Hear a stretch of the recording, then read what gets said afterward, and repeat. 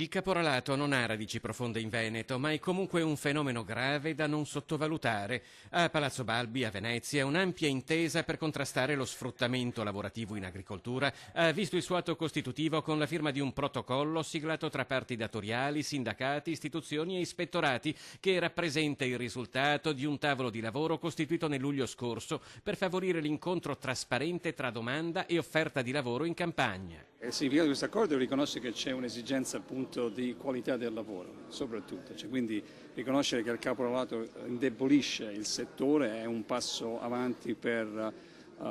sviluppare strategie di sostenibilità per l'agricoltura.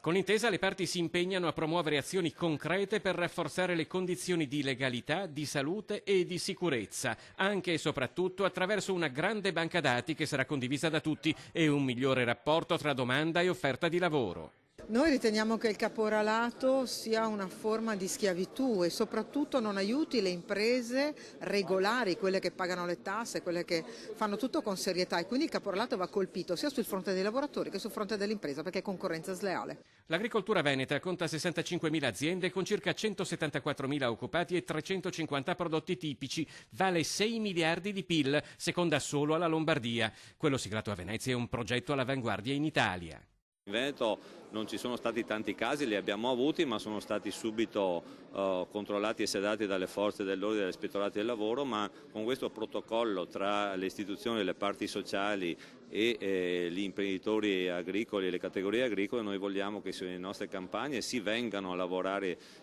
anche persone che arrivano da altri paesi del mondo, ma siano in regola e partecipano alla nostra agricoltura in maniera corretta.